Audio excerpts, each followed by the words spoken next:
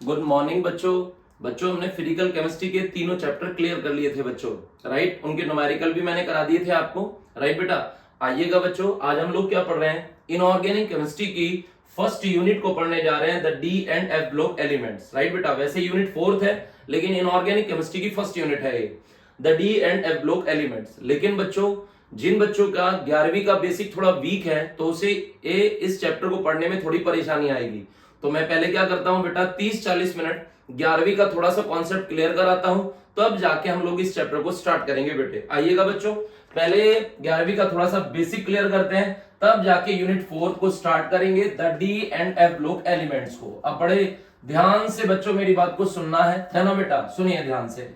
देखो बेटा, सबसे पहले मैं आपको बता दूं, राइट बेटा, बहुत ध्यान से सुनना बेटा, बहुत ही ध्यान से चीजों को सुनो, राइट। जैसे एटम के अंदर क्या होता है, एटम के अंदर अगर आपको इलेक्ट्रॉन तक पहुंचना है, तो सबसे पहले आपको ऑर्बिट्स के बारे में जानना होगा। ऑर्बिट्स मतलब सेल, पहले सेल बोला करते थे, अब ऑर्बिट्स पढ़ते हैं, राइट बेटा। मैं आपको बता दूं, सेल के अंदर आपको सब सेल मिलेंगी, सब सेल के अंदर आपको ऑर्बिटल मिलेंगे, ऑर्बिटल के अंदर आपको इलेक्ट्रॉन मिलेंगे। जैसे आपको एक आदमी के पास जाना है, तो आप सबसे पहले आप डायरेक्ट नहीं जाएंगे, सबसे पहले आपने देखा आदमी एक बिल्डिंग के, पहले सुना बेटा, आदमी एक बिल्डिंग के अंदर रहता है, राइट बेटा, या एक पर्टिकुलर टावर मान लो, तो उस टावर में बहुत सारे घर हैं, तो पहले आप एक टावर में एंटर करोगे, एंटर में फिर आप उसका घर ढूंढोगे, घर के अंदर आप देखोगे एक पर्टिकुलर कमरे में वो होगा, कमरे के अंदर आदमी है। चार चीजों से गुजरना पड़ा, पहले आप टावर में गए, टावर में आपने घर ढूंढा, घर के अंदर कौन है, कमरे हैं, कमरों में वो आदमी है। फिर से सुनिएगा, सबसे पहले टावर में गए आप, टावर के अंदर आपने क्या ढूंढा, घर, वेरी गुड। घर के अंदर क्या है, कमरे, कमरों के अंदर कौन है, आदमी, ऐसी क्या है, इलेक्ट्रॉन है।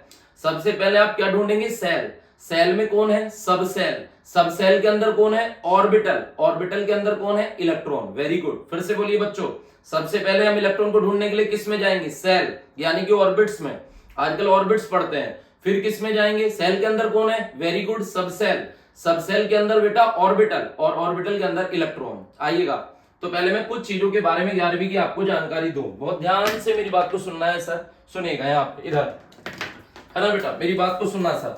देखो है क्या बच्चों, सबसे पहले क्या होती है, सब हमारे यहाँ पे क्या होती है बेटा, एक होता है सब सेल, बहुत ही ध्यान से सुनो, एक होती है बेटा सब सेल। सब सेल के अंदर बच्चे, सब सेल जो होती हैं वो ऑर्बिटल से मिलके बनती हैं।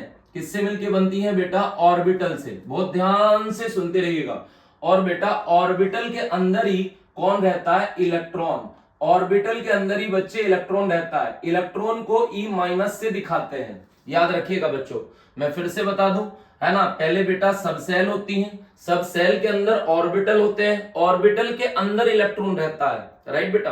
अब सुनिए बच्चों, है ना, सब सेल हमारे यहाँ 4 है बेटा, एस। केवल हमें 11वीं को कंप्लीट नहीं पढ़ना है भाई, 11वीं का एक छोटा सा बेसिक क्लियर करना है, ताकि हमें थोड़ी चीजें ध्यान आ जाए, बस, और कुछ नहीं, जानते सब है, बस केवल ध्यान दिला रहे हैं। सुनिए बेटा, तो बच्चे 4 सब सेल है, पहली है एस, फिर है पी, फिर है डी, और फिर है एफ। 4 सब सेल है बेटा, S P D F, right बेटा।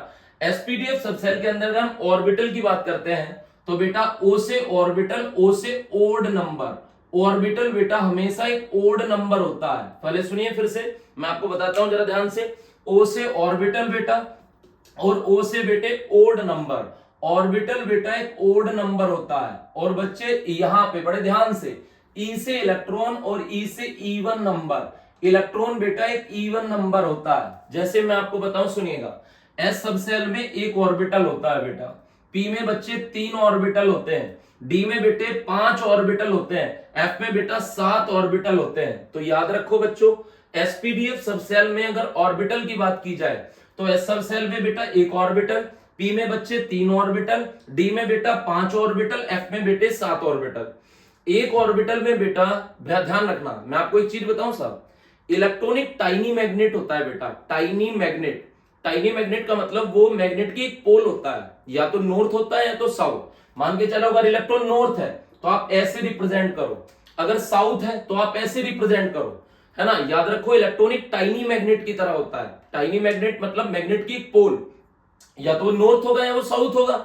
अब नॉर्थ साउथ में अट्रैक्शन होता है, तभी आप एक जगह 2 इलेक्ट्रॉन बिठा सकते हो, नहीं तो खुद सोचो आप, एक जगह आप 2 इलेक्ट्रॉन कैसे बिठा पाओगे, जब इलेक्ट्रॉन पे नेगेटिव चार्ज है तो आप एक जगह इलेक्ट्रॉन को, दो इलेक्ट्रॉन को कैसे बिठा सकते हो? तो जनाब ये मैग्नेटिक मोमेंट के अकॉर्डिंग ही संभव है, ये याद रखिएगा। तो याद रखो बच्चों, एक ऑर्बिटल में आप दो इलेक्ट्रॉन को बिठा देना, क्योंकि एक नॉर्थ है एक साउथ है, नॉर्थ साउथ में अट्रैक्शन होता है, तभी बेटा एक ऑर्बिटल में कितने इलेक्ट्रॉन रह सकते हैं? दो। अब जैसे बच्चे ये एक ऑर्बिटल है, एस सबसेल में एक ऑर्बिटल, तो इलेक्ट्रॉन कितने आएंगे? दो। यहाँ पे बेटा तीन ऑर्बिटल है, एक में दो इलेक्ट्रॉन होते हैं, तो तीन में कितने होंगे बेटा? 6। Very good. एक में बेटा डी में 5 ऑर्बिटल है, एक में दो इलेक्ट्रॉन आते हैं, तो 5 में कितने आएंगे? 10। बेटा एफ सबसेल है, एफ सबसेल में 7 ऑर्बिटल है, तो इलेक्ट्रॉन कितने आएंगे बेटा? एक में 2, तो 7 में 14। Very good. तो याद रखो बच्चों, मैं आपको एक चीज और बता दूं बेटा, कोई आज के बाद आपसे पूछा करे एसपीडीएफ में ऑर्बिटल बताओ, तो ओड नंबर से याद रखा करो, 1 3 5 7 ऐसे। अगर कोई आपसे पूछा करे एसपीडीएफ सबसेल में ऑर्बिटल बताओ, तो आप ओड नंबर से याद रखा करो, 1 3 5 7, 1 3 5 7, राइट बेटा। और अगर कोई इलेक्ट्रॉन पूछे तो इवन नंबर बेटा, 2 6 10 14।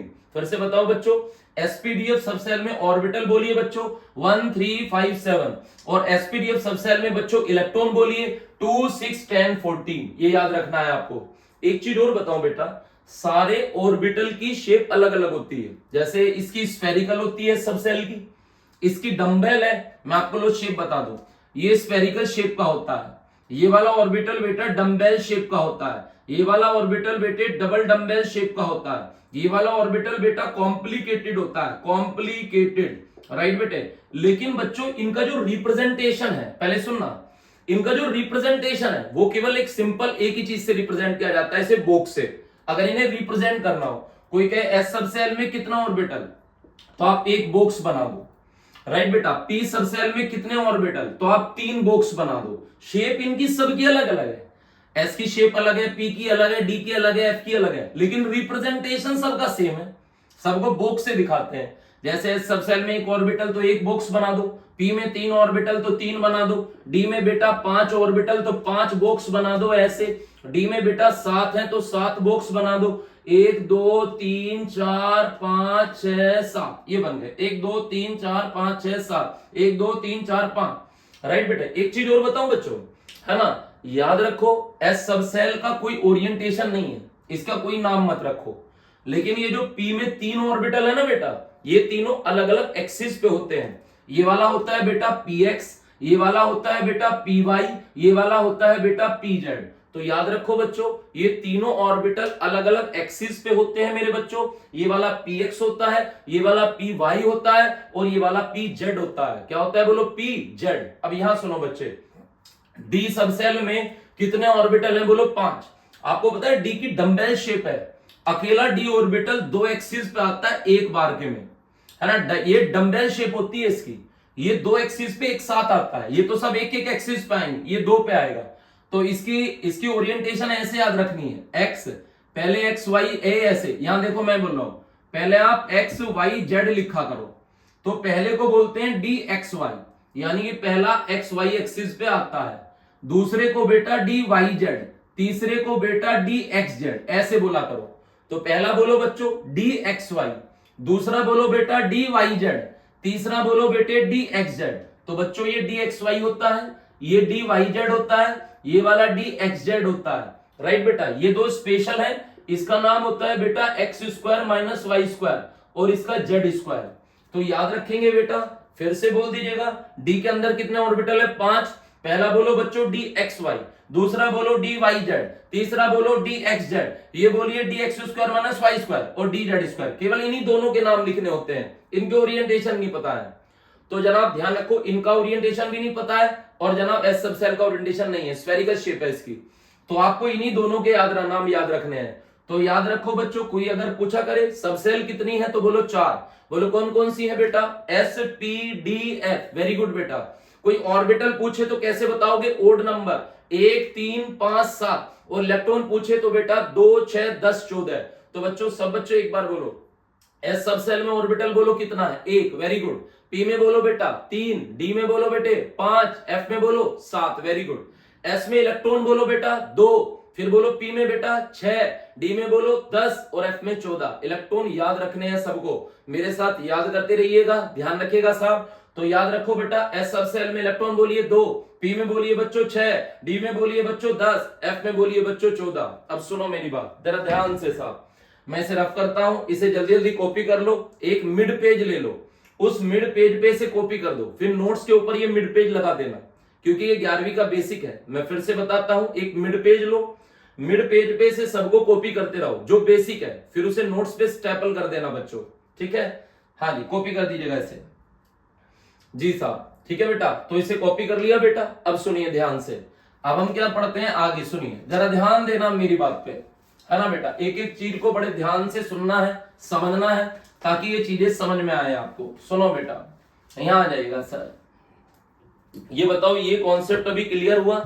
मेरी बात समझते रहिएगा सर, ये कॉन्सेप्ट अभी क्लियर हुआ आपको? जी साहब, आइएगा। अब एक चीज और पढ़ाता हूं, बड़ा ध्यान से मेरी बात को सुनना बच्चों। राइट, क्या है पहले सुनो, सुनिए बेटा। अब हम एक टॉपिक पढ़ रहे हैं बेटा, सुनो जरा ध्यान से। ये है बच्चे इलेक्ट्रॉनिक कॉन्फ़िगरेशन, बड़ा ध्यान देना सर। क्या है, मैं फिर से बोलता हूं आपको, अभी हम एक टॉपिक पढ़ रहे हैं बच्चे, ये है बेटे इलेक्ट्रॉनिक कॉन्फ़िगरेशन। फिर से बोलिए बच्चों, क्या है? Electronic configuration. फिर से बोलिए बच्चों, क्या है? इलेक्ट्रॉनिक कॉन्फ़िगरेशन हम पढ़ रहे हैं बेटा, बड़े ध्यान से। पहले सुनो बेटा, इसका मतलब सुनो। इलेक्ट्रॉनिक मतलब बेटा इलेक्ट्रॉन, कॉन्फ़िगरेशन, कॉन्फ़िगरेशन मतलब बेटे अरेंजमेंट, यानी कि इलेक्ट्रॉन किस तरीके से अरेंज होते हैं। आपने 11वीं में एक आफबाउ प्रिंसिपल पढ़ा होगा, याद रखो। आफबाउ कोई साइंटिस्ट नहीं है, ये ग्रीक भाषा का एक वर्ड है। आफबाउ का मतलब होता है increasing order of energy. Right बेटा, ये आपको ये बताना चाहता है, जब भी एटम के अंदर इलेक्ट्रॉन अरेंज होंगे तो जनाब वो इंक्रीजिंग ऑर्डर ऑफ एनर्जी में होंगे, तो जनाब वो इंक्रीजिंग ऑर्डर ऑफ एनर्जी में होंगे, तो जनाब वो इंक्रीजिंग ऑर्डर ऑफ किस में होंगे बेटा? एनर्जी। या तो आप इतना बड़ा वर्ड नहीं कहना चाहते तो आप बाउ लिख दो। आप बाउ का मतलब ही इंक्रीजिंग ऑर्डर ऑफ एनर्जी होता है। तो जनाब याद रखो, जब भी आप एटम के अंदर इलेक्ट्रॉनों को अरेंज करेंगे तो आप इंक्रीजिंग ऑर्डर ऑफ एनर्जी में करेंगे। राइट बेटा, सुनो जैसा मैं आपको बता दूं, जैसे बेटा ये न्यूक्लियस है, ये रहा न्यूक्लियस। राइट बेटा, ये न्यूक्लियस की पहली सेल, राइट, ये न्यूक्लियस की दूसरी सेल, ये न्यूक्लियस की तीसरी सेल, ये न्यूक्लियस की चौथी सेल। राइट बेटा, या आप इसे ऑर्बिट्स बोल दो या सेल, एक ही बात है। ये पहला ऑर्बिट्स है, ये दूसरा ऑर्बिट्स है, या तीसरा ऑर्बिट्स है, ये चौथा ऑर्बिट्स है। 4 ऑर्बिट्स है। ऑर्बिट्स और सेल एक ही वर्ड है, याद रखिएगा बेटा जरा ध्यान से। तो जनाब ये ऑर्बिट्स है 1 2 3 4, ऑर्बिटल अलग है। राइट बेटा, जरा ध्यान से सुनना। याद रखो, एनर्जी एक डिस्टेंस फैक्टर है। जैसे जैसे आप दूर चलोगे न्यूक्लियस से तो एनर्जी बढ़ती चली जाती है। यहां पे एनर्जी सबसे कम मिलेगी आपको, यहां चलोगे एनर्जी और ज्यादा, यहां चलोगे तीसरे में और ज्यादा, फोर्थ में जाओगे और ज्यादा, बाहर जाओगे तो इनफाइनाइट हो जाएगी। सबसे कम एनर्जी न्यूक्लियस के पास होती है। जैसे जैसे आप दूर चलते हो बेटे तो एनर्जी बढ़ती चली जाती है, ये आपको ध्यान रखना है। ठीक है बेटा, सुनो जरा ध्यान से। तो मान के चलो, आप एक बात और सुनना, ध्यान रखना। राइट बेटे, एनर्जी डिस्टेंस फैक्टर है। याद रखो, जितनी सेल, राइट, जितनी सेल उतनी सब सेल होती हैं। जैसे आप पहली सेल में गए तो आपको एक ही सब सेल मिलेगी, यहाँ पे 1s, याद रखना। अगर आप दूसरी सेल में गए बेटा तो आपको 2 सब सेल मिलेंगी साहब, एक 2s मिलेगी, एक 2p मिलेगी। राइट बेटे, अगर आप तीसरी सेल में गए तो आपको 3 सब सेल मिलेंगी, एक 3s, एक 3p और एक 3d। अगर आप चौथी सेल में गए तो बेटा आपको 4 सब सेल मिलेंगी, एक 4s, एक 4p, एक 4d और एक 4f। मेरी बात फिर से सुनिए बेटा, याद रखो बच्चों, जितनी सेल उतनी सब सेल। पहली सेल में एक ही सब सेल है, देखो 1s, दूसरी में जाओगे तो 2s 2p, तीसरी में जाओगे तो 3s 3p 3d, चौथी में जाओगे तो 4s 4p 4d 4f। जितनी में देखो 4 है तो 4 ही सब सेल है। तो याद रखो, अगर ये न्यूक्लियस है तो ये पहले वाली 1s है, पहले वाली सेल में, दूसरे वाली में 2s 2p है, तीसरे वाली में 3s 3p 3d है, चौथे वाली में 4s 4p 4d 4f है। ये ध्यान रखिएगा बेटा। अब मेरी बात को सुनिएगा, याद रखो, पता है 18 इलेक्ट्रॉन तक तो एटम के अंदर एनर्जी का सीक्वेंस बिल्कुल सही होता है, कोई टेंशन नहीं होती।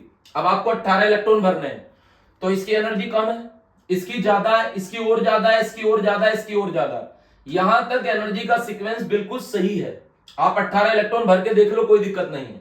एस में कितने भरोगे बच्चों? Very good, 2। मैं लिख देता हूं, एस में 2 भरते हो, पी में कितने भरते हो? 6, डी में कितने भरते हो? 10, एफ में कितने भरते हो? 14 बेटा। एस में 2 भरो, ये भर दिए 2।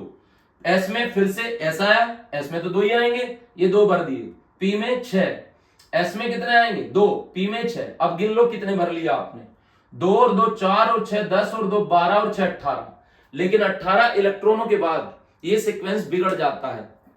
फिर एनर्जी 3d की ज्यादा नहीं होती यहां पे, तो 3p के बाद हमें इलेक्ट्रॉन 4s में भरने पड़ते हैं, फिर हमें 3d पे जाना होता है। तो अब ये सीक्वेंस डिसबैलेंस हो गया, बिगड़ गया। अब क्या करें? अब हमें इस सीक्वेंस को याद करना पड़ता है, राइट बेटा, क्योंकि हम कब तक इन चीजों को बनाते रहेंगे, फिर हम वहां जाएंगे, फिर हम यहाँ एनर्जी का सीक्वेंस कभी उल्टा देखो, कभी रेगुलर चलता है, कभी बिगड़ता है, फिर कभी रेगुलर, यहां तक बिल्कुल सही है। तो हमें ये सीक्वेंस याद रखना पड़ता है, क्योंकि पहले सुना 12th में काम ज्यादा है, तो हम ये नहीं कि घंटों घंटों इसे बनाएंगे।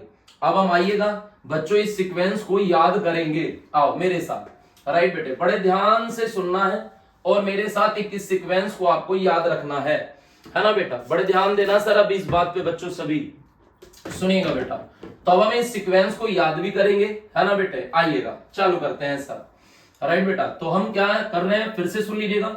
हम पढ़ रहे हैं इलेक्ट्रॉनिक कॉन्फ़िगरेशन। इलेक्ट्रॉनिक कॉन्फ़िगरेशन मतलब हम एटम के अंदर इलेक्ट्रॉन को अरेंज करना सीख रहे हैं। हम एटम के अंदर इलेक्ट्रॉन को अरेंज करना सीख रहे हैं। अभी मैंने बताया एटम के अंदर बेटा इलेक्ट्रॉन एनर्जी के इंक्रीजिंग ऑर्डर में बच्चे अरेंज होते हैं। तो आइएगा ये सीक्वेंस याद करेंगे। 1s, यहां पे मैं थोड़ा और पीछे करके लिख देता हूं, सुनिएगा बेटे। ये है 1s, यहां पे 2s 2p, यहां पे 3s 3p, यहां पे 4s 3d, यहां पे 4p 5s, यहां पे 4d 5p 6s, राइट बेटे? यहां तक तुम्हें याद रखना है, याद रखो। ये यहां तक 1s 2s 2p 3s 3p 4s 3d 4p 5s 4d 5p 6s, यहां तक तुम्हें से याद रखना है। यहां के बाद मैं आपको ट्रिक देता हूं। जैसे आपको 6s तक आपने याद कर लिया, तो आपको हर s के बाद नेक्स्ट s लिखना है। हर s के बाद आपको नेक्स्ट s लिखना है। तो जैसे 6s है, यहां तक याद करना पड़ेगा, इसके बाद नहीं साहब। जैसे 6s है तो इसके बाद अगले वाला s लिखो 7s, ठीक है भैया? लिख दिया। 7s से पीछे चलना है आपको, पीछे चलो। हर s के बाद अगले वाला s, हर s के बाद अगले वाला है 7s, फिर पीछे वाले नंबर लिखो p, यहां d, यहां f। लिखने के बाद पीछे के नंबर, 7 से पहले क्या आएगा? 6, फिर 5, फिर 4, फिर इसे यहां से चला दो। तो 6s के बाद क्या आएगा? 4f 5d 6p 7s। अब तुम्हें याद नहीं करना, ऐसे ही चलते रहा करना और चलना है।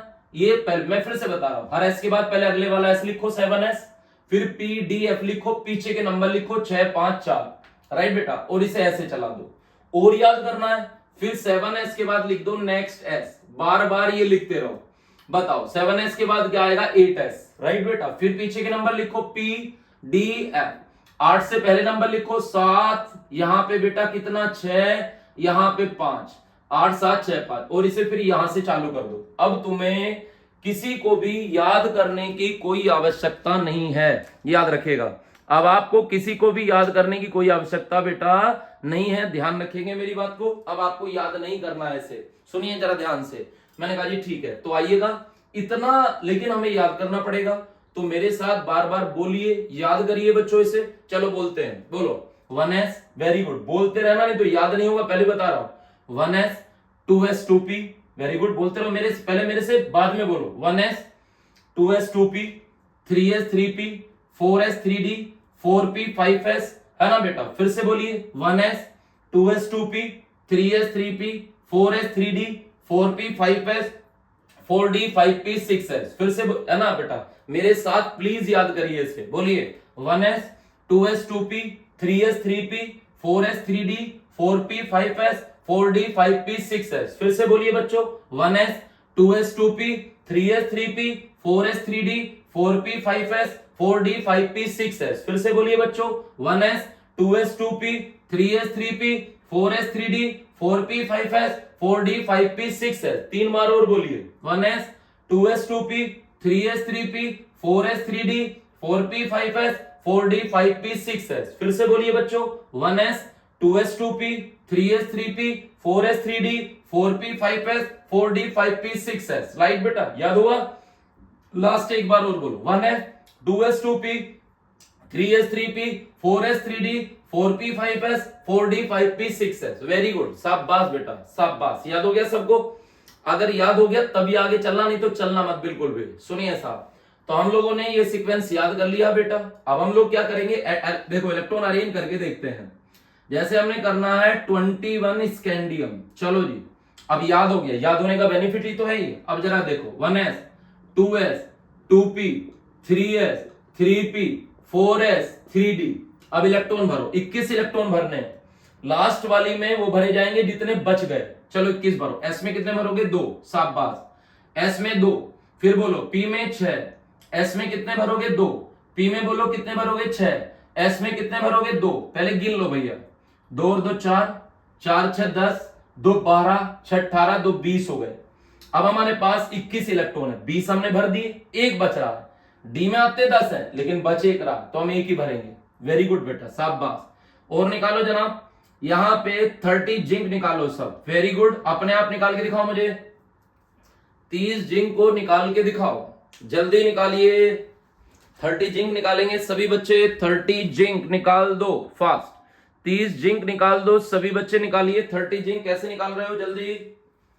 हाँ जी, मैं एक बार चेक करा देता हूं, जरा चेक करो। 1s 2s 2p 3s 3p 4s 3d।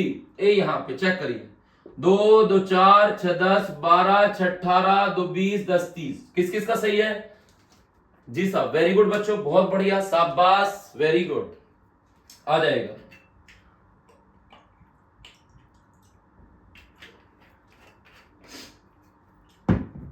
Sir 2 का और निकालिएगा, मैं 2 का और दे रहा हूं आपको, निकालना आप इसे। चलिएगा साहब, ये याद हो गया ना?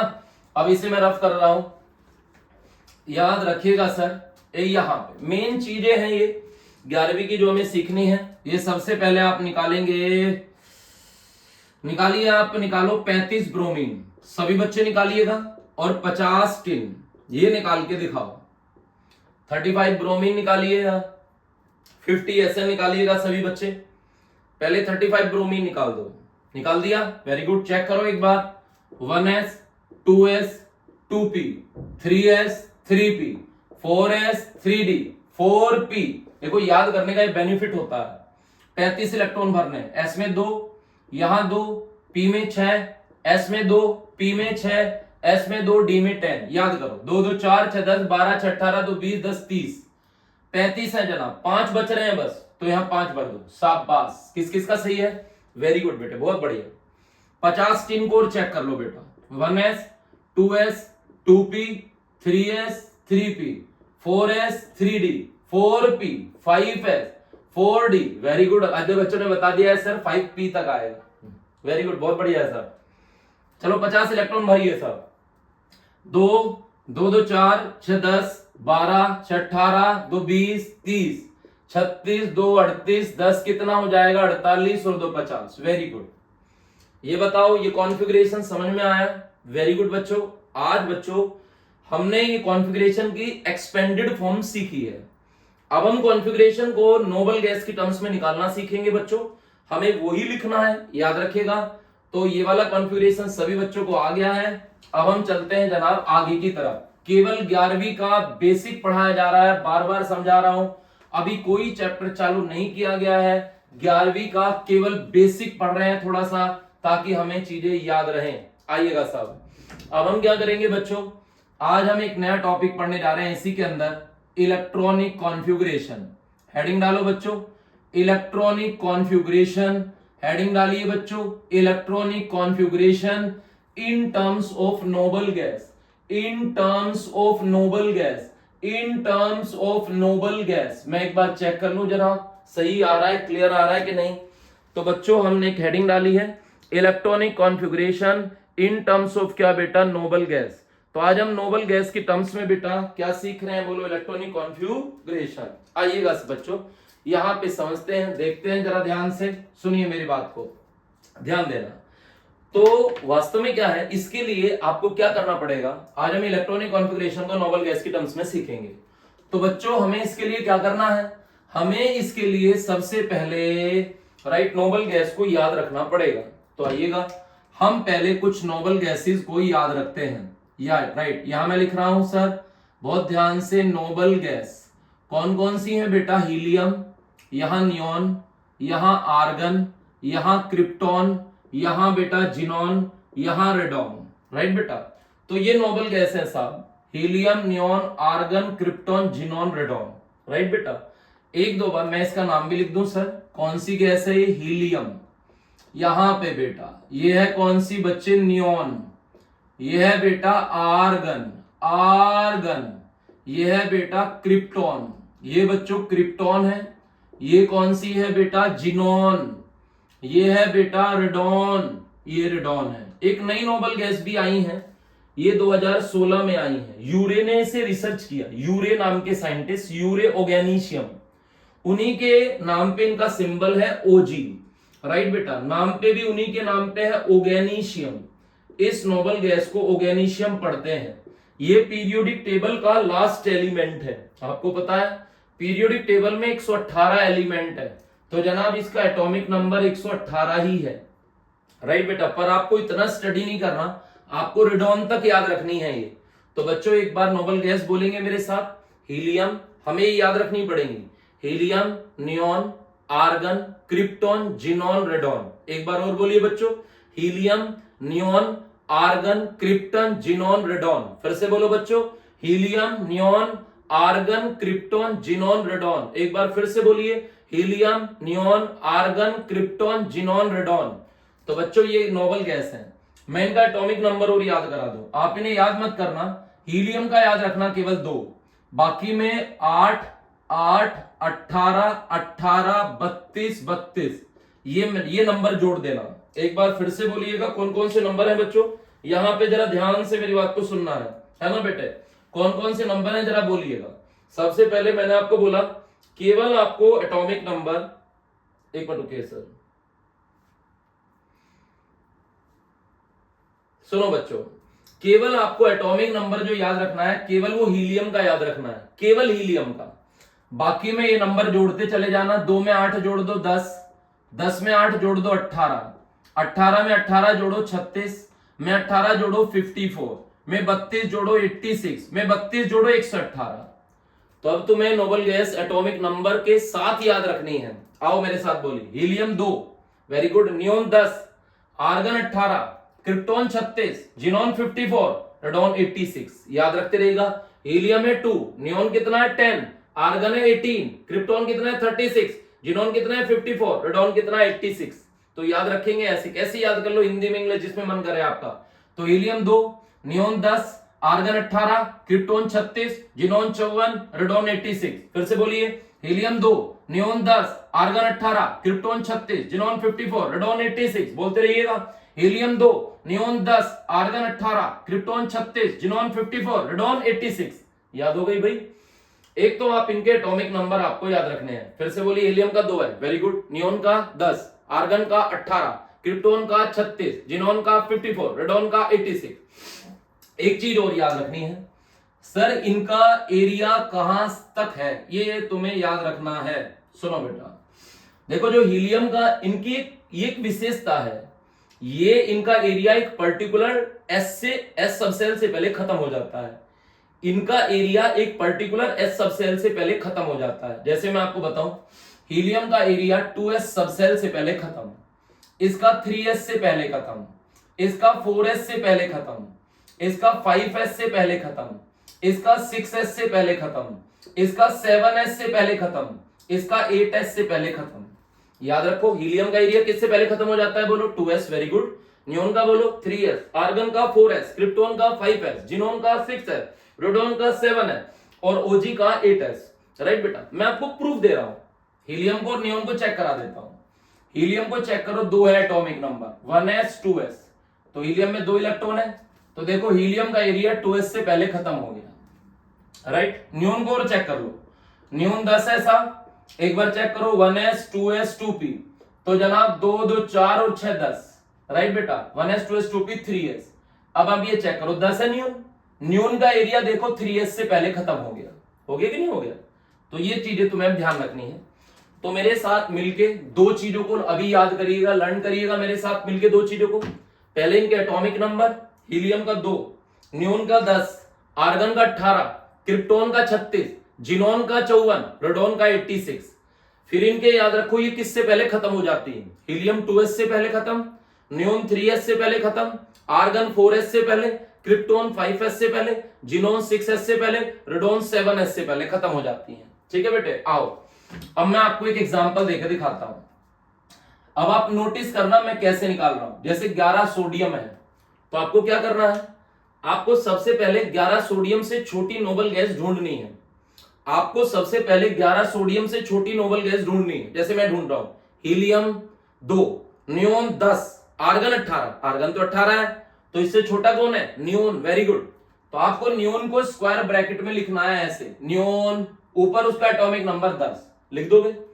फिर अब याद करोगे नियोन की शुरुआत कहां से है? हीलियम 2s, नियोन 3s, तो यहां लिखोगे 3s। इलेक्ट्रॉन 10 11 भरने थे, 10 इसमें आ गए हैं, एक इसमें भर दोगे 11 हो गए, ऐसे निकलेगा। समझ में आया? मैं कह रहा हूं समझ में आया? वेरी गुड साहब, बहुत बढ़िया। तो अब जैसे कोई और करना हो, जैसे आपको निकालना हो 21 स्कैंडियम, तो आपको इससे छोटी नोबल गैस ढूंढनी है। ढूंढिए, मेरे साथ ढूंढो, जैसे मैं हिसाब लगा रहा हूं। हीलियम 2, नियोन 10, आर्गन 18, तो इससे छोटा कौन है? 21 से छोटा। 21 से छोटा कौन है? आर्गन 18। Very good. तो यहां पे आप लिखोगे आर्गन, ऊपर आप लिख दोगे 18, राइट बेटे। अब चालू करो। अब देखो इसकी शुरुआत कहां से है? Helium 2s, neon 3s, argon 4s, तो इसके बाद आप 4s लिखोगे। अब भरो जनाब, 21 भरने हैं, 18 यहां आ गए, इसमें कितने आएंगे? 2 20, अभी पूरे नहीं हुए। तो अभी याद करेंगे 4s के बाद क्या आता है? 1s 2s 2p 3s 3p 4s 3d। Very good बेटा, अब 3d आएगा। तो 18 2 20 और 1 21, ऐसे निकालना है। समझ में आया? अब मुझे तुम निकाल के दिखाओगे बच्चों कुछ चीजों का, सभी बच्चे। Very good.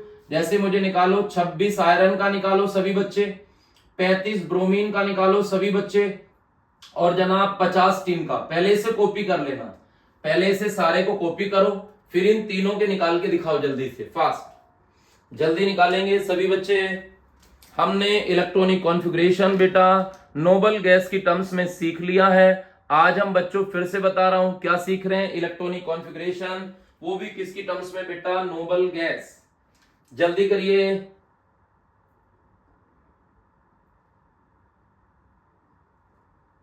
हो गया मेरे भाइयों? हो गया। वेरी गुड, बहुत बढ़िया। सुनिए ध्यान से। चलो जी, 26 आयरन को चेक करो जिन्होंने करा है। 26 सर, हीलियम 2, ऐसे हिसाब लगाया करो पहले। हीलियम 2, नियोन 10, आर्गन 18, क्रिप्टोन 36, तो इससे छोटा कौन है? बच्चों ने लिख भी दिया आर्गन। शाबाश बेटे। तो जनाब आर्गन 18। अब शुरुआत याद करेंगे, हीलियम की 2s, नियोन की 3s, आर्गन की 4s, तो यहां 4s 18 2 20, अभी पूरे नहीं हुए, तो याद करो 1s 2s 2p 3s 3p 4s 3d, तो 18 2 20 और 6 26। इसे किसने निकाला भैया? कौन आया बोलो? यहां भी हीलियम 2, नियोन 10, आर्गन 18, क्रिप्टोन 36 होता है, तो यहां भी आर्गन ही आएगा 18। Very good. यहां पे 4s2 4s3d चेक कर लो जनाब, 18 2 20 10 30, अब भी पूरा नहीं हुआ, तो याद करो 1s 2s 2p 3s 3p 4s 3d 4p आएगा, यहां पे 5। चेक कर लीजिएगा एक बार, मैं चेक कर लूं सर ये दिखाई दे रहा है कि नहीं। तो 18 2 20 10 30 और यहां पे 5 35, बिल्कुल राइट साहब। मैं एक और बता दूं साहब, 50 टीन को और चेक करो सभी बच्चे, थोड़ा सा इधर लिख देता हूं 50 SN। चलो जी चेक करो कौन सी नोबल गैस आएगी? वेरी गुड, बच्चों ने लिख दिया क्रिप्टॉन, क्योंकि बेटा हीलियम 2, नियोन 10, आर्गन 18, क्रिप्टॉन 36, तो यहां पे क्रिप्टॉन आएगी। वेरी गुड बेटा 36। क्रिप्टॉन की शुरुआत याद करो बच्चों, helium 2s, neon 3s, argon 4s, very good, और जी क्रिप्टॉन कितना है बेटा? 5s। ठीक है वह साहब, क्रिप्टॉन में 5s आएगा। अब याद करो 5s के बाद 1s 2s 2p 3s 3p 4s 3d 4p 5s 4d 5p तक भरेंगे। अब भर लो जनाब। 36 2 38 10 48 और 2 50। Very good. ये बताओ सही बोलना साहब, ये समझ में आया कि नहीं? ये समझ में आया कि नहीं? वेरी गुड, बिल्कुल क्लियर, शाबाश साहब, बहुत बढ़िया बच्चों, बहुत ज्यादा बढ़िया साहब। अब आगे चलते हैं। राइट बेटा, सुनिए ध्यान से,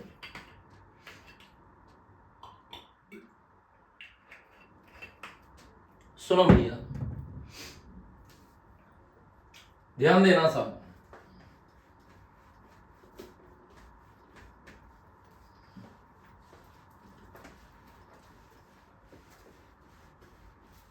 सुनो बेटा, अब एक चीज सुनिए सभी बच्चे, बड़े ध्यान से मन लगा के सुनना। राइट, जो चीज पढ़ाने जा रहा हूं सुनो बेटा। सर कुछ हेडिंग डालिएगा। पता है एक होता है कुछ कॉन्फ़िगरेशन है एक्सेप्शनल कॉन्फ़िगरेशन होते हैं कुछ। राइट बेटा, कौन से होते हैं? एक्सेप्शनल। उनका रीजन बताऊंगा मैं आपको, ध्यान देना। राइट बेटा, जैसे कुछ एक्सेप्शनल कॉन्फ़िगरेशन है। राइट बेटा, जैसे मैं आपको बता दूं कि D4 और D9 कभी कॉन्फ़िगरेशन में आते नहीं हैं। राइट बेटा, D4 D9 कभी कॉन्फ़िगरेशन में नहीं आते। अगर ये आते हैं तो हमें 4 को 5 बनाना पड़ता है। राइट बेटा, 9 को 10 बनाना पड़ता है। D4 D9 does not come in the electronic configuration. D4 D9 कभी भी कॉन्फ़िगरेशन में नहीं आते। अगर ये आ जाए तो 4 को 5 बनाना पड़ता है और 9 को 10। राइट, एस सब सेल में से इलेक्ट्रॉन लेके।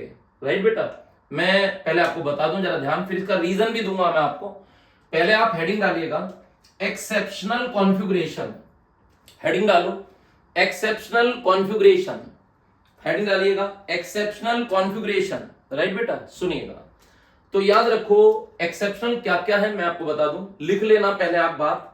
लिखो D4 and D9 does not come in the electronic configuration. D4 and D9 does not come in the electronic configuration, है ना बेटा। They take up the electron from S sub cell, वो S sub cell से electron लेते हैं। लिखिएगा D4 and D9 does not come in the electronic configuration, they take up the electron from S sub cell and form D5 and D10 and form D5 and D10 and form D5 and D10। ये बात लिख दो फिर से। D4 and D9 does not come in the electronic configuration, they take up the electron from S sub cell and form D5 and D10। मैं आपको example दे रहा हूं, रीजन भी दूंगा। जैसे है जनाब 24 क्रोमियम, एक है साहब 29 कॉपर, एक है साहब 47 Ag। ये तीनों एक्सेप्शनल है। ये देखो यहां पे, अब तो आप निकाल लोगे। आर्गन है, इससे छोटा आर्गन होता है 18। यहां बोलिए सर 4s3d तो 18 है और 2 20 और 4 24। पहले दिखा रहा हूं आपको सारे। 29 कॉपर को चेक कर लो, यहां भी आर्गन ही आएगा साहब। वेरी गुड, 18 4s यहां पे 3d 29 इलेक्ट्रॉन भरने 29 18 2 20 और 9। राइट बेटा, इसमें चेक करो यहां कौन आएगा? शाबाश, हीलियम 2 न्यून 10 आर्गन 18 क्रिप्टॉन 36। यहां क्रिप्टॉन 36 आएगा। यहां कौन है जनाब? क्रिप्टॉन की शुरुआत किससे होगी? वेरी गुड, 5s तो 1s 2s 2p 3s 3p 4s 3d 4p 5s 4d यही आएगा। सुनो बेटा, यहां आएगा 36 2 38 और 9 47। अभी मैंने आपको क्या बताया? D4 D9 नहीं आते। अगर ये आ जाए तो ये S सब सेल से एक इलेक्ट्रॉन लेते हैं और ये अपने आप को ये बना लेगा D5, ए ऐसे बना लेते हैं 5 और अपने आप एक रह जाएगा। ये ऐसी 9 है, 9 भी नहीं रहता, 9 अपने आप को 10 कर लेगा, ये एक रह जाएगा। यहां से इलेक्ट्रॉन ट्रांसफर हो जाएगा यहां पे, ये अपने आप को 10 कर लेगा और ये कितना रह जाएगा 1। राइट बेटा, तो ये एक्सेप्शनल कॉन्फ़िगरेशन है। D4 D9 नहीं आते, अगर आ जाए तो ये S सब सेल से एक इलेक्ट्रॉन लेते हैं, 4 का 5 हो जाता है और 9 का 10 हो जाता है। सबसे बड़ी बात, ऐसा हो क्यों रहा है? ये D सब सेल है, ये हो क्यों, मतलब इस टाइप की बात हो कैसे रही है? क्या दिक्कत है कि ये D5 और D10 हो रहा है? राइट बेटे, तो आइएगा इस चीज को समझने की कोशिश करेंगे। ये एक्सेप्शनल किसकी वजह से कोज हो रही है? ये एटम ऐसा क्यों कर रहा है? एटम D4 D9 में क्यों नहीं रह रहा? अगर D4 D9 आ रहे हैं तो एटम अपने आप को हाफ फिल्ड क्यों बना रहा है? ये देखो हाफ फील्ड है, आप जानते हो डी में 5 ऑर्बिटल होते हैं ऐसे, 1 2 3 4 5, और 5 इलेक्ट्रॉन है, तो 1 2 3 4 5, ये हाफ फील्ड, आधा भर गया, तो इसे बोलते हैं हाफ फील्ड, इसे हाफ फील्ड बोलते हैं। एटम ऐसा क्यों करना चाहता है, हाफ फील्ड क्यों होना चाहता है ये, राइट बेटा। यहां देखो पहले 9 थे, अब 9 मतलब 10 हो गए। डी में कितने ऑर्बिटल आते हैं बेटा, 5, इलेक्ट्रॉन कितने हैं 10, 1 2 3 4 5 6 7 8 9 10, तो ये फुल्ली, अब यहां फुल्ली फिल्ड हो रहा है, राइट बेटा, तो यहां पे हो रहा है बच्चों फुल्ली फिल्ड, राइट, बहुत ध्यान से, यहां पे भी बच्चों फुल्ली फिल्ड हो रहा है ऐसे, यहां पे 1 2 3 4 5 6 7 8 9 10, तो एटम हाफ फील्ड और फुल्ली फील्ड क्यों होना चाहता है, क्या दिक्कत है, ऐसा हाफ फील्ड और फुल्ली फील्ड में क्या स्पेशलिटी है कि एटम बेचारा अपने आप को 4 से 5 कर रहा है, जनाब 9 से 10 कर रहा है, क्या दिक्कत है, आइएगा इसे जानने की कोशिश करते हैं। ये बताओ इतनी बात समझ में आई बच्चों, आइएगा तो आज अभी से समझेंगे ऐसा क्यों हो रहा है, एटम ऐसा क्यों कर रहा है बेटा, जरा ध्यान दीजिएगा मेरी बात को, राइट बेटा। फिर ये 11वीं का बेसिक लेक्चर हमारा खत्म हो जाएगा इस टॉपिक के बाद, फिर हम अपना चैप्टर स्टार्ट करेंगे बच्चों। सुनो बेटा सभी बच्चे, एक हेडिंग डालिएगा एक्सचेंजेबल एनर्जी, यहां रीजन जो निकल के आएगा ना वो एक्सचेंजेबल एनर्जी निकल के आएगा। सभी बच्चे एक हेडिंग डालो एक्सचेंजेबल, एक्सचेंजेबल एनर्जी, राइट, ये रीजन रहेगा, ध्यान रखना बाद में, ये तुम्हें ध्यान रखना है, तुम्हारे भी जनाब बहुत काम आने वाला है बच्चों। तो आइएगा हम लोग एक्सचेंजेबल एनर्जी को पढ़ते हैं, हेडिंग डालो सब एक्सचेंजेबल एनर्जी क्या है ये, सुनो। लेकिन बेटा एक्सचेंजेबल एनर्जी को पढ़ने से पहले एक चीज ध्यान रखो, पहले मुझे कुछ चीजें बताओ, देख के बताओ ये कौन सी सब सेल है, वेरी गुड, एस, देखते ही बच्चों ने बोल दिया क्योंकि एक ऑर्बिटल है इसमें। ये देख के बताओ साहब कौन सी सब सेल है, वेरी गुड, पी, बच्चे पहले ही बोल रहे हैं। यहाँ पे ये कौन सी है भाई, पहले क्यों लिख दिया, पहले बनाने तो दो। तो जनाब डी 1, यहाँ 2, यहाँ 3, यहाँ 4, यहाँ 5, ये डी सब सेल है। और बच्चों ये कौन सी सब सेल है, 1 2 3 4 5 6 7, ये एफ सब सेल है, राइट बेटा। याद रखो ये डी सब सेल के ऑर्बिटल है 5, ये एफ सब सेल के ऑर्बिटल है 7, ये याद रखो। एक ही सब सेल के ऑर्बिटल की एनर्जी सेम होती है, जैसे एफ के 7 ऑर्बिटल की एनर्जी सेम है, डी के 5 ऑर्बिटल की एनर्जी सेम है, पी के 3 ऑर्बिटल की एनर्जी सेम है। क्या इसकी एनर्जी इसके जैसी हो सकती है, नहीं, इनकी एनर्जी अलग है, इनकी एनर्जी अलग है। क्या इस ऑर्बिटल की एनर्जी इसके जैसी हो सकती है, नहीं।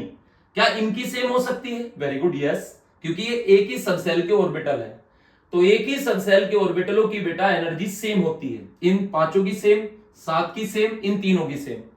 ऐसे याद रखो, ऐसे ऑर्बिटल जो एक ही सब सेल से बिलोंग करते हो और उनकी एनर्जी सेम हो, तो ऐसे ऑर्बिटल को पढ़ते हैं डीजेनरेटेड ऑर्बिटल। तो बच्चों सबसे पहले आप अपने नोट्स के ऊपर लिख लो, इन 2 पेज के सबसे ऊपर टॉप पे लिख लो, हेडिंग डालो डीजेनरेटेड ऑर्बिटल, हेडिंग डालो डीजेनरेटेड ऑर्बिटल और लिखो the orbital belonging to the same subshell, ऐसे ऑर्बिटल जो एक ही सबसेल से बिलोंग करते हो, that is called degenerated orbital. लिखिएगा सर, पूरा बोलो, 1 मिनट रुक जाना सर, पहले पूरा बोलता हूं, लिखिएगा द ऑर्बिटल विच बिलोंगिंग, पहले सुनो आराम से, लिखो मत, छोड़ दो, the orbital which belonging to the same subshell, ऐसे ऑर्बिटल जो सेम सबसेल से बिलोंग करते हैं, हैविंग सेम एनर्जी, उनकी एनर्जी सेम होती है, are called degenerated orbital, right बेटा, ऐसे ऐसे लिखना, लिखो अब the orbital which belonging to the same subshell having same energy are called degenerated orbital. फिर से लिखो बच्चों, the orbital which belonging to the same subshell having same energy are called degenerated orbital, आ जाएगा साहब। ये ध्यान रखना बच्चों, एक ही सबसेल के ऑर्बिटल को डीजेनरेटेड बोलते हैं। ये बताओ क्या ये इससे डीजेनरेटेड है, डीजेनरेटेड मतलब जिनकी एनर्जी सेम है, नहीं है। क्या ये दोनों डीजेनरेटेड है, वेरी गुड है। क्या ये सब डीजेनरेटेड है? क्या ये दोनों डीजेनरेटेड है, नहीं है। याद रखना, एक ही सबसेल के ऑर्बिटल को बोलते हैं डीजेनरेटेड। आ जाओ, सुनो बेटा, यहां लिखता हूं अब आपको एक्सचेंजेबल एनर्जी पढ़ा रहा हूं, हेडिंग आपने डाल दी थी एक्सचेंजेबल एनर्जी। सुनो, यहां लिख रहा हूं number of electron in the subshell, number of electron in the subshell, right. यहां लिख रहा हूं नंबर ऑफ एक्सचेंज, यहां लिख रहा हूं नंबर ऑफ एक्सचेंज। सुनना भैया, number of electron in the सब सेल, यहां पे नंबर ऑफ एक्सचेंज लिखूंगा। पहले मैं देख लूं सर ये दिख भी रहा है कि नहीं, यहां पे आ जाओ, वेरी गुड, हो रहा है सर। तो number of electron in the सब सेल, यहां पे लिख रहा हूं सर नंबर ऑफ एक्सचेंज। सुनो भैया, आ जाएगा। मान लो मेरी डी सब सेल में एक इलेक्ट्रॉन है, राइट। तो यहां पे एक्सचेंज देखते हैं। ए डी में पहले 5 ऑर्बिटल बनाओ, एक इलेक्ट्रॉन है। आप जानते हो इलेक्ट्रॉन एक एनर्जी है, और एनर्जी को एक जगह बिठाया नहीं जाता है। एनर्जी अगर एक जगह बैठ जाएगी तो जनाब वो अनस्टेबल फील करेगी, सबसे ज्यादा अनस्टेबल। तो इलेक्ट्रॉन तो साक्षात एक एनर्जी है साहब, तो ये यहां पे अनस्टेबल फील कर रहा था, यहां बैठा था। मैंने कहा क्या दिक्कत हुई? इलेक्ट्रॉन कहने लगा आशीष भाई अनस्टेबल फील कर रहा हूं। मैंने कहा तो क्या चाहता है? बोले भाई मैं चाहता हूं कि मैं घूम लूं। एनर्जी को एक जगह बिठाया नहीं जाता। एनर्जी जितना जितना घूमेगी, या जितना मतलब एनर्जी अगर एक जगह बिठा दोगे तो अनस्टेबल फील करेगी, जितना घूमेगी उतना स्टेबिलिटी है। तो ये बोला आशीष भाई मैं घूमना चाहता हूं, अनस्टेबल फील कर रहा हूं, एक जगह बैठा हूं। तो मैंने कहा भाई घूम ले, तेरे पास तो जगह ही जगह है, ये जगह खाली है, ये जगह खाली है, ये जगह खाली, ये जगह खाली, जो कुछ मना थोड़ी कर रहा है घूमने के लिए। इलेक्ट्रॉन बोला आशीष भाई मुझे घूमने की ऐसे खाली ऑर्बिटल में परमिशन नहीं है। तो मैंने कहा भाई तुम क्या करते हो? बोले आशीष भाई मेरा तो ऐसा है जैसे ये एक इलेक्ट्रॉन है, अगर ये अकेला बैठा है तो ये कहीं घूम नहीं पाएगा। तो मैंने कहा भाई क्या करते हो फिर? बोले आशीष अगर एक इलेक्ट्रॉन और होता तो हम एक्सचेंज कर सकते हैं ऐसे। तो इन्हें एक्सचेंज ऐसे करते रहते हैं, इन्हें एक्सचेंज करने की परमिशन तो है, लेकिन इन्हें खाली जगह में घूमने की परमिशन नहीं है। तो जनाब यहां पे अगर ये 2 इलेक्ट्रॉन होते तो ये आपस में एक्सचेंज कर लेते। तो मैंने इनसे पूछा यार एक्सचेंज करने से क्या फायदा होता है तुम्हें? बोले आशीष एक्सचेंज करने से एनर्जी निकलती है, और एनर्जी निकलने से स्टेबिलिटी फील होती है। आपने सुना होगा केमिस्ट्री में एक नारा है ना, ये है साहब नारा कि lower is the energy, lower is the energy, आप भी लिख लेना, lower is the energy greater is the stability, lower is the energy greater is the stability. जितनी ज्यादा एनर्जी कम होगी उतनी ज्यादा एटम स्टेबिलिटी फील करता है। तो जनाब ये मेरे से इलेक्ट्रॉन बोला आशीष भाई ऐसा है, अगर मैं एक्सचेंज करता हूं ना तो एनर्जी निकलती है, उस एनर्जी को बोलते हैं एक्सचेंजेबल एनर्जी। अब अगर एनर्जी निकलेगी तो पूरी की पूरी सबसेल को अच्छा लगता है। अगर सबसेल को स्टेबल फील होगा तो पूरे एटम को स्टेबिलिटी मिलेगी। भाई परिवार का एक मेंबर अगर अच्छा काम कर रहा है तो पूरा परिवार प्रोग्रेस करता है ना, फील करता है, अच्छा फील करता है। ऐसी यहां पे है। अब ये देखो अकेला इलेक्ट्रॉन है तो ये बेचारा कहीं घूम ही नहीं सकता, राइट। जैसे अकेला बच्चा है कहीं खेल नहीं सकता, ऐसे ही अकेला इलेक्ट्रॉन है तो ये कहीं घूम नहीं सकता। ये सबसे ज्यादा अनस्टेबल कंडीशन है, ध्यान रखना, सबसे ज्यादा अनस्टेबल। इससे बढ़िया है कि ये इलेक्ट्रॉन भी खत्म हो जाए। कभी कभी तो एटम क्या करता है, अगर D1 है ना वो सोच लेता है D0 हो जाए यार, इससे बढ़िया है D1। अकेला इलेक्ट्रॉन कहीं चल तो पाएगा नहीं, क्योंकि इन्हें अकेले इलेक्ट्रॉन को घूमने की परमिशन नहीं है। इन्हें अगर 2 इलेक्ट्रॉन हो जाए तो एक्सचेंज करने की परमिशन है। एक्सचेंज करने से एनर्जी निकलती है, उस एनर्जी को एक्सचेंजेबल एनर्जी बोलते हैं। और याद रखो more is the exchangeable energy more is the stability, atom उतना ही अच्छा फील करता है।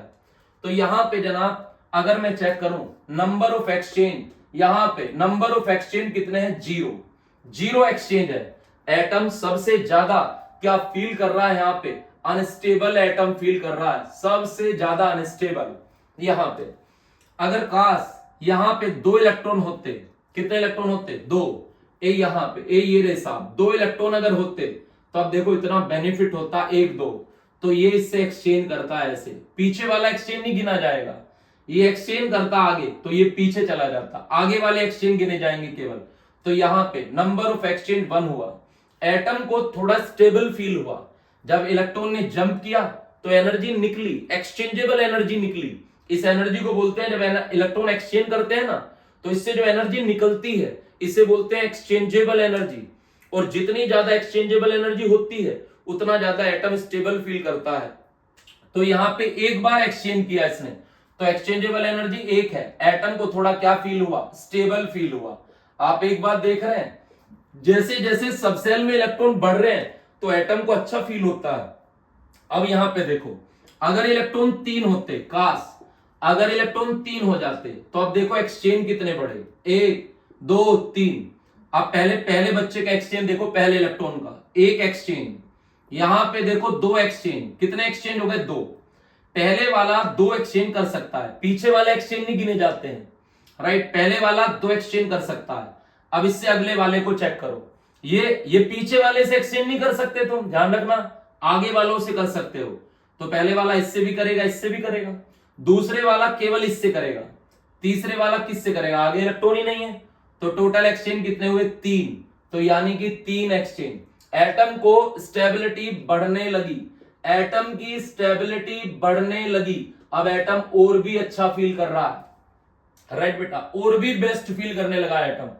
तो याद रख रहे हो, जैसे जैसे एक्सचेंज बढ़ेंगे उतनी एनर्जी निकलेगी, उतनी स्टेबिलिटी फील होगी। अब जनाब इलेक्ट्रॉन आ गए बेटा 4 में एक्सचेंज आप देखेगा 1 2 3 4 5, 1 2 3 4, ये 4 आ गए। अब एक्सचेंज गिनो, पहले वाले के 1 2, यहां पे 3, इस वाले के गिनो 4, यहां पे 5, इस वाले के गिनो 6, टोटल 6 एक्सचेंज हो गए। यानी कि स्टेबिलिटी, मोर स्टेबल फील कर रहा है एटम, यहां पे मोर स्टेबल एटम फील कर रहा है। अब स्टेबिलिटी और बढ़ने लगी। आप क्या देख रहे हो, देख क्या रहे हो तुम? अब आप देख रहे हो जैसे जैसे स्टेबिलिटी बढ़ रही है, जैसे जैसे सबसेल के अंदर इलेक्ट्रॉन बढ़ रहे हैं, एक्सचेंज बढ़ रहे हैं, एक्सचेंज बढ़ने से एनर्जी ज्यादा निकल रही है, एक्सचेंजेबल एनर्जी बढ़ रही है, एटम को स्टेबल फील हो रहा है। अब आप यहां हो D5 पे, जब आपने D5 किया, D5 जानते हैं, मैं आपको लिख दू, D5 का मतलब जानते हैं आप, 1 2 3 4 5, हाफ फिल्ड कर दिया आपने। अब देखो हाफ फिल्ड होने से क्या होगा, अब आप देखो हाफ फिल्ड होने से क्या होगा, 1 2 3 4 5 गिनो, 1 2 3 4 एक्सचेंज। अब इस वाले के गिनो 5 6 7 एक्सचेंज, इस वाले के गिनो 8 9 एक्सचेंज, इस वाले के गिनो 10, टोटल 10 एक्सचेंज। मतलब आप देख रहे हो, जब इलेक्ट्रॉन 1 था एक्सचेंज 0 थे, 1 कम। जब इलेक्ट्रॉन 2 थे एक्सचेंज 1 ही था, केवल 1 कम। जब इलेक्ट्रॉन 3 थे एक्सचेंज बराबर हो गए 3। जब इलेक्ट्रॉन 4 थे एक्सचेंज 2 बढ़ गए 6। लेकिन जब इलेक्ट्रॉन 5 हुए ना तो एक्सचेंज डबल हो गए 10। मतलब सबसे ज्यादा स्टेबिलिटी कहां फील कर रहा है एटम, जब वो हाफ फिल्ड है। यानी कि जब वो हाफ फिल्ड है तो यहां पे सबसे ज्यादा एक्सचेंज, वो मोस्ट स्टेबल फील कर रहा है साहब, मोस्ट स्टेबल, है ना। तो मोस्ट स्टेबिलिटी के लिए एटम कुछ भी कर जाएगा, है ना बेटे। तो याद रखो, जब एटम, अब आप देख रहे हैं सबसे ज्यादा जो एक्सचेंज आ रहे हैं, सबसे ज्यादा जो एक्सचेंज आ रहे हैं वो किस में आ रहे हैं, D5 में आ रहे हैं, हाफ फील्ड में आ रहे हैं। तो एक बात ध्यान रखना बच्चों, राइट, मैं पहले आपको बता दूं एक बात बड़े ध्यान से, है ना बेटे। अब तभी आपको D4 D9 के बारे में जानकारी दूंगा, ध्यान देना। मैं आपको एक चीज समझा दूं बच्चों, व्हेन, पहले सुन लो, इफ 2 और मोर इलेक्ट्रॉन, एक से ज्यादा इलेक्ट्रॉन होने चाहिए, इफ 2 और more electron present in the degenerated orbital, और उनकी स्पिन भी सेम होनी चाहिए, सेम स्पिन वाले, याद रखना, ऐसे बोलो, इफ 2 और मोर इलेक्ट्रॉन, है ना, with the same spin present in degenerated orbital, अगर एक से ज्यादा इलेक्ट्रॉन सेम स्पिन के डीजनरेटेड ऑर्बिटल में प्रेजेंट हो तो they have the tendency to exchange their position, तो उनमें अपनी पोजीशन को एक्सचेंज करने की टेंडेंसी होती है, due to which the energy is release, जिसकी वजह से एनर्जी निकलती है, and that is called exchangeable energy, उसे एक्सचेंजेबल एनर्जी बोलते हैं।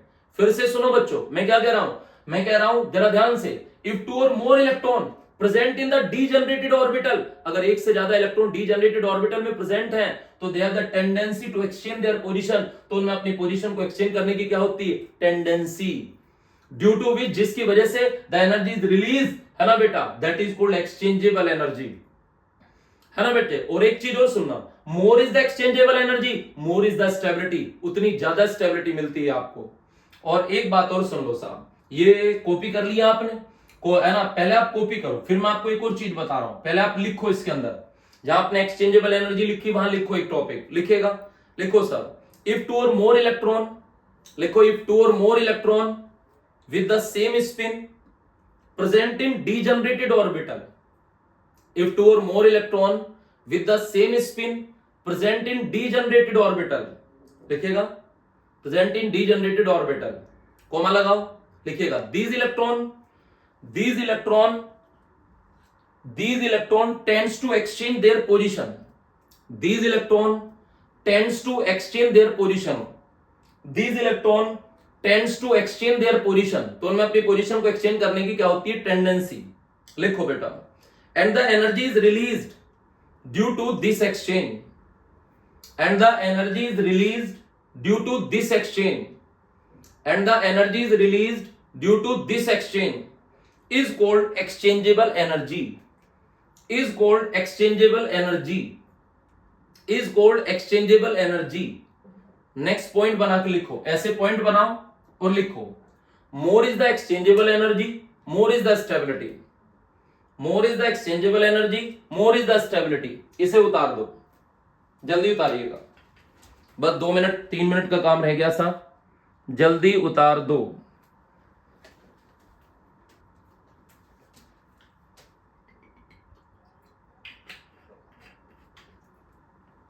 उतार दिया बेटा. चलो जी, अब एक बात सुनो, मैं आपको एक चीज बताने जा रहा हूं, लास्ट बस, अब सुनो, सुनना देखो, एक चीज देखो पहले आप, सबसे बड़ी चीज ये है, जो चीज समझा रहा हूं सुनना, बड़ी ध्यान से सुनना बेटा. ये यहां सुनो, अभी जब हाफ फील्ड था, ए हाफ फील्ड ऐसे 1 2 3 4, 1 2 3 4, ए यहां पे 5, हाफ फील्ड में नंबर ऑफ एक्सचेंज जो थे, नंबर ऑफ एक्सचेंज जो थे 10 थे, राइट. सुन लो, मान के चलो, अब एक चीज बताता हूं बड़े ध्यान से, मान के चलो अब यहां पे इलेक्ट्रॉन 5 की जगह 6 हो जाए, तो अब एक्सचेंज कम हो जाएंगे, ध्यान रखना. अब दिक्कत क्या होगी मैं आपको बता दूं, सेम स्पिन वाले सेम स्पिन वालों से करते हैं, अब ये वाले इनसे नहीं कर पाएंगे क्योंकि ये है पेयर्ड इलेक्ट्रॉन, ये पेयर वालों से ही करेंगे. अब ये एक्सचेंज करेंगे केवल 4, अब ये नहीं कर पाएंगे. अब देखो एटम फिर से अनस्टेबल होने लगा, सबसे ज्यादा स्टेबिलिटी थी उसे हाफ फील्ड में, छठे पे फिर अनस्टेबल होने लगा. अब एक इलेक्ट्रॉन और भर गए 7, अब ये दोनों एक्सचेंज कर पाएंगे अलग, पेयर्ड वाले पेयर्ड वालों से, अनपेयर्ड वाले अनपेयर्ड वालों से. अब स्टेबिलिटी फिर से बढ़ने लगी, फिर आपने एक इलेक्ट्रॉन और भर दिया, अब ये 3 बंदे अलग से करने लगे, ऊपर वाले ऊपर वालों से करेंगे, नीचे वाले नीचे वालों से, यानी कि ये पेयर्ड वाले पेयर्ड वालों से ही करेंगे, पर इनसे नहीं कर पाएंगे. अब देखो जब 9 हो गया, यहां देखो, अब जब 9 हो गया तो ये चारों तो एक्सचेंज कर पा रहे हैं, पर क्या ये अकेला एक्सचेंज कर पाएगा? अब सबसे ज्यादा अनस्टेबल फील करेगा यहां, क्योंकि ये बच्चा अब घूम नहीं पा रहा है, ये वाली एनर्जी घूम नहीं पा रही है. तो एक चीज याद रखना बेटा, जिस समय 10 होगा ना, तो ऊपर वाले 5 वाले 10 एक्सचेंज करेंगे, नीचे 5 वाले 10 एक्सचेंज करेंगे, टोटल एक्सचेंज कितने हो जाएंगे? 20. तो पता है हाफ फील्ड और फुल्ली फील्ड क्यों स्टेबल होती हैं? Half filled and fully filled subshell are more extra stable due to the more exchangeable. इनमें नंबर ऑफ एक्सचेंज सबसे ज्यादा होते हैं, इनमें सबसे ज्यादा एनर्जी निकलती है, तभी एटम को सबसे ज्यादा फील पता कब होता है, अच्छा फील कब होता है?